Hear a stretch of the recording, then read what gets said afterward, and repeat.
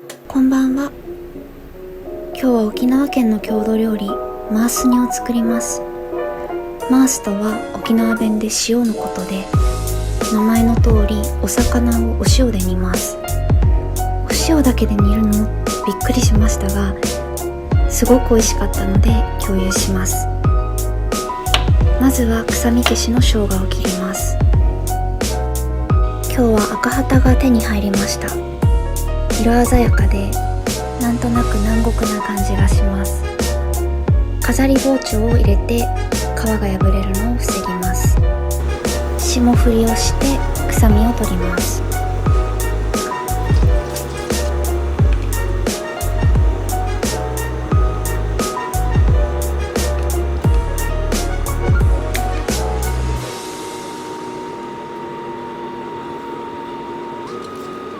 だし昆布にお水を1カップ、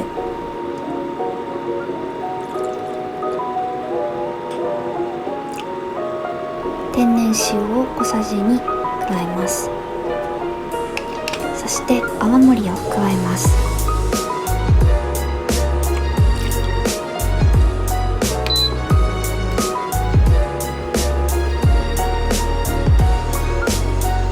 沸騰したら昆布を取り出します。泡盛のアルコールがものすごく立っています。お魚を入れたら落とし蓋をしてだいたい4分くらい煮ていきます。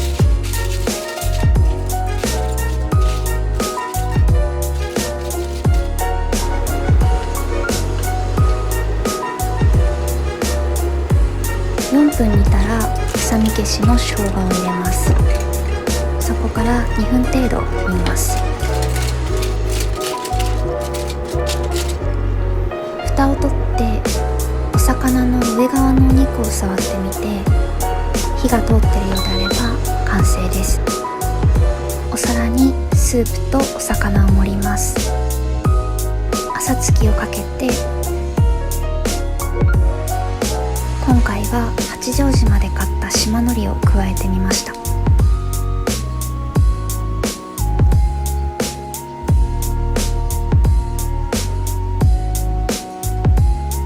これで赤肌のマース煮の完成です。